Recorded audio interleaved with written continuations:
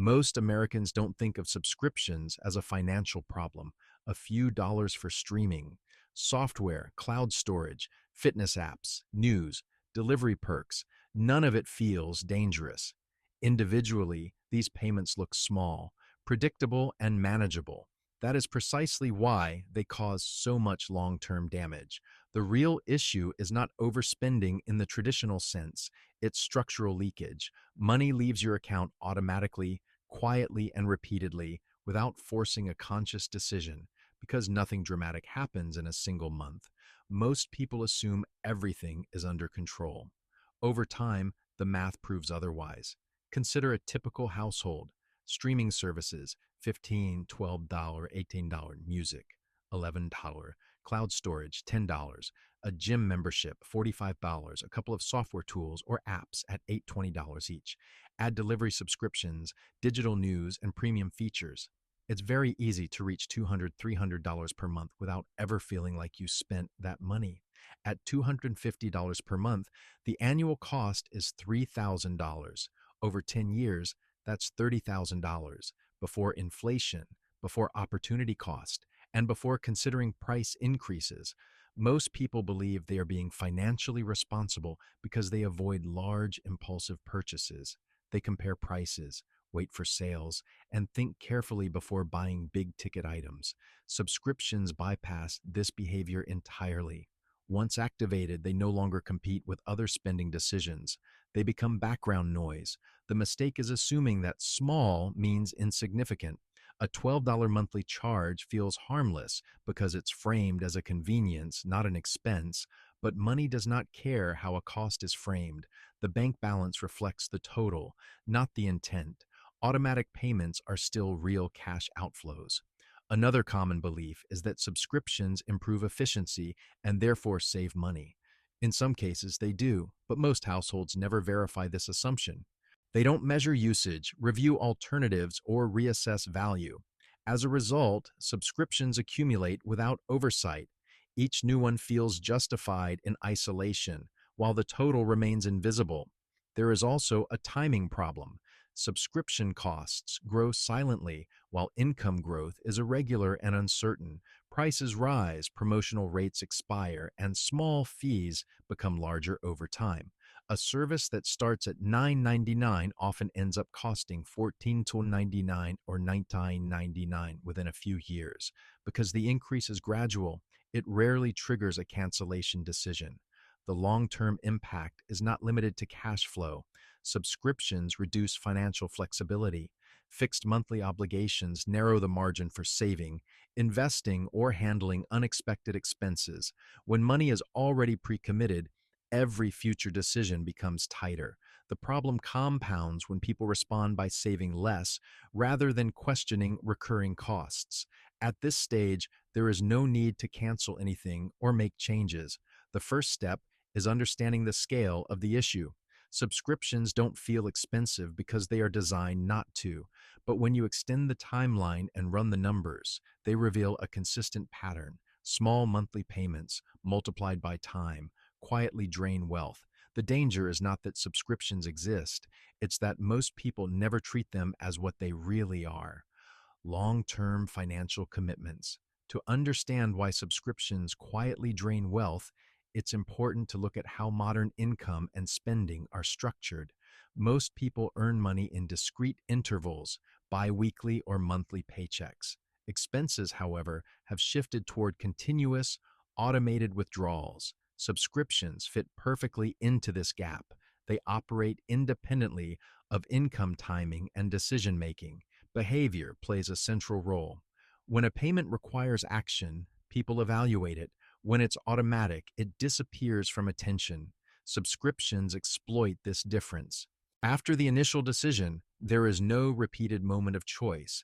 The cost becomes psychologically invisible, even though it remains financially real. A common real-world scenario illustrates this clearly. Imagine a professional earning $85,000 per year. Their paycheck arrives twice a month. They save consistently and avoid debt. Over time, they accumulate 14 active subscriptions totaling $220 per month. None of these were irresponsible purchases. Each one solved a small problem: entertainment, productivity, convenience, or health. Because the payments are spread out and automated, the individual never experiences the full $220 as a single decision. Yet over 5 years, this adds up to more than $13,000. Over 10 years, it exceeds $26,000 without accounting for price increases. Another example involves households that rely heavily on premium convenience, grocery delivery memberships, expedited shipping, streaming bundles, fitness platforms, and cloud services are marketed as time-saving tools. The logic sounds reasonable. Time is valuable, so paying a little each month makes sense. The flaw is that time savings are rarely measured while costs are guaranteed.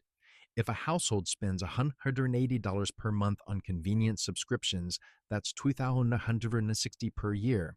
Unless these services demonstrably increase income or reduce other expenses, they function purely as consumption. Standard financial advice fails here because it focuses on categories rather than structure. Advice like cut discretionary spending or track your budget assumes spending decisions are visible and conscious. Subscriptions are neither. They don't show up as individual choices, they show up as background infrastructure. As a result, people often cut variable spending like dining or travel, while recurring costs continue untouched. Another reason standard advice doesn't work is scale blindness. People are trained to evaluate expenses monthly, not cumulatively. A $15 charge does not feel meaningful in a single month. Over 20 years, it becomes $3,600. Multiply that across multiple services, and the numbers grow quickly. Without a system that forces long-term aggregation, the problem stays hidden. Income structure also contributes. Raises are episodic and uncertain. Subscriptions are fixed and reliable. From the company's perspective, over time, the percentage of income committed to recurring payments increases unless actively managed. When inflation pushes subscription prices higher, the gap widens further. The deeper issue is not self-control or discipline. It's the absence of a framework that treats subscriptions as long-term obligations rather than short-term conveniences. Without such a framework, decisions are made once and never reviewed. Money flows out continuously while oversight remains static.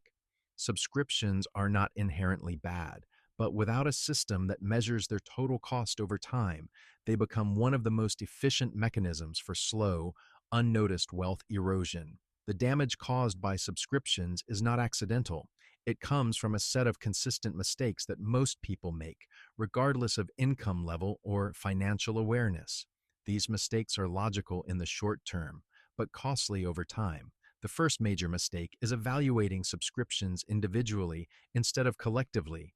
People ask, is this $12 worth it? Instead of, what do all my subscriptions cost together over time? A single $15 subscription seems harmless. 10 such subscriptions equal $150 per month. That's $800 per year. Over 10 years, that's $18,000. Over 20 years, it's $36,000 without assuming any price increases. When subscriptions are assessed one by one, their cumulative impact is never fully seen. The second mistake is treating subscriptions as flexible spending when they are fixed obligations. Once activated, subscriptions behave like bills. They are paid before savings, before investing, and often before discretionary choices. A household with $300 per month in subscriptions has effectively reduced its saving capacity by $3,600 per year. Over a decade, that's $36,000 that never had a chance to compound. The third mistake is ignoring price escalation. Many subscriptions start at promotional rates. A service that begins at $9.99 often increases to $14.99 or $19.99 over time. If a household maintains $200 per month in subscriptions and prices rise by just 4% annually, the cost grows to about $296 per month after 10 years. Over 20 years, total spending exceeds $58,000. Most people never cancel based on price increases because each change feels small. The fourth mistake is assuming higher income neutralizes the problem. It doesn't.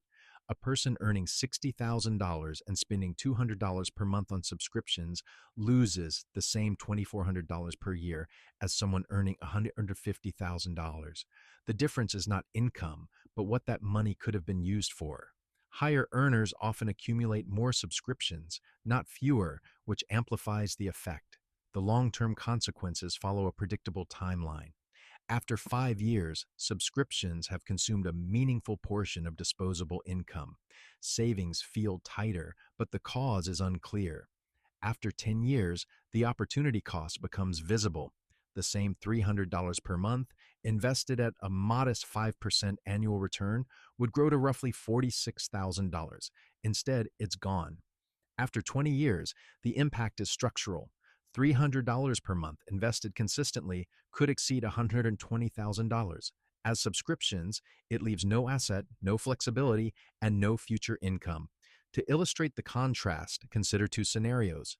Scenario A, a household maintains $250 per month in subscriptions for 20 years. Total cost, $60,000. Result, zero assets. Scenario B, the same household reduces subscriptions to $120 per month and redirects $130 into long-term savings. At 5% growth, this creates a six-figure asset over time. The difference is not discipline, intelligence, or income. It is decision structure. Subscriptions are easy to add and difficult to question. Left unmanaged, they convert long-term wealth into permanent consumption. The problem is not that people earn too little. It's that small, automated decisions are allowed to run unchecked for decades. The solution to the subscription problem is not extreme minimalism or canceling everything. It is the introduction of a clear decision system that treats subscriptions as long-term financial commitments rather than casual monthly expenses. The goal is not to eliminate convenience, but to regain control over recurring outflows. The first step is centralization. All subscriptions must be listed in one place, including their monthly cost, billing cycle, and purpose. This step alone often changes behavior because it converts invisible spending into visible structure. When subscriptions are scattered across credit cards and app stores, they feel abstract. When they are listed together, they become measurable. The second step is reclassification by function. Each subscription should fall into one of three categories. Category 1, essential infrastructure. These are services that directly support work, health, or core communication. Category 2, high usage value services. These are not essential, but they are used frequently and replace other spending. Category 3, passive or low usage subscriptions. These are services that exist largely by default. The mechanics here are simple. Category 1, subscriptions are reviewed for efficiency, not elimination. Category 2, subscriptions are evaluated against alternatives. Category 3 subscriptions are paused, canceled, or rotated. This avoids the emotional trap of cutting everything while still producing meaningful savings. The third step is annualization. Monthly costs are converted into annual numbers. A $14 subscription becomes $168 per year. A $39 service becomes $468. This reframes the decision. People are far more rational when evaluating $468 than $39. Annualization removes the illusion of smallness. The fourth step is redirection, not just reduction. Money freed from canceled or downgraded subscriptions should be deliberately reassigned. For example, if $120 per month is freed, that $140 per year is automatically redirected into savings or long-term investments. This step is critical. Without redirection, savings dissolve into general spending and the system fails. Why is this solution stable rather than risky? Because it does not depend on forecasting or discipline. It depends on structure. Subscriptions are controlled at the system level, not through monthly willpower. Once set up, the process runs with minimal effort and requires only periodic review. This approach also adapts to life changes. New subscriptions can be added, but only by replacing existing ones or justifying their long-term role. This prevents silent accumulation. The system creates friction by design, which is exactly what subscriptions are built to avoid. Importantly, this is not about optimizing every dollar. It's about preventing predictable leakage. Subscriptions are one of the few areas where future spending can be reduced without sacrificing current stability. Most other expenses are rigid. Subscriptions are flexible, but only when reviewed intentionally. The result is a spending structure where recurring costs align with actual value, not habit. Over time, this converts small monthly decisions into long-term financial resilience. The mechanics are straightforward, repeatable, and durable, which is why they work. When all parts are combined, subscriptions stop being a collection of minor expenses and become a clearly defined financial system. The core principle is simple. Recurring payments must be treated as long-term commitments, not casual conveniences. Once this shift happens, the math becomes visible and controllable. A functional structure has four elements. First, complete visibility. Every active subscription is listed in one place with its monthly and annual cost. Nothing is excluded. Second, purpose-based classification. Each subscription is assigned a role: essential, high-value optional, or low impact. Third, controlled limits. A fixed monthly ceiling is set for total subscription spending. Any new service must fit within that limit by replacing an existing one. Fourth, automatic redirection. Money saved from cancellations is immediately assigned to a productive use, such as savings or long-term investment. This structure changes outcomes over time in predictable ways. After 1 year, the most noticeable change is awareness. Spending feels lighter, not because life is restricted, but because money is no longer leaking unnoticed. Cash flow improves and saving becomes easier without changing income. After 5 years, the compounding effect becomes clear. Redirected subscription savings accumulate into a meaningful buffer. Even modest redirection, such as $100 per month, becomes $6,000 over 5 years, more if invested. Financial flexibility increases. After 10 years, the difference is structural. The same money that previously funded unused services now represents a substantial asset. At $150 per month redirected, the total exceeds $18,000 in contributions alone and significantly more with conservative growth. This directly improves long-term security. The immediate action steps are practical and limited. List all subscriptions today. Convert each to its annual cost. Cancel or pause those with low usage or unclear value. Set a total monthly subscription limit. Redirect the freed cash automatically. Schedule a single annual review. No ongoing monitoring is required. This approach works because it replaces judgment with structure. It does not rely on constant self-control or financial expertise. Once the system is in place, decisions become simpler. Subscriptions can still exist, but only when they justify their long-term cost. The subscription trap exists because it operates below awareness. Left unchecked, it turns small conveniences into permanent wealth drains. Addressed systematically, it becomes one of the easiest areas to reclaim financial control without sacrificing quality of life. This is not about spending less for its own sake.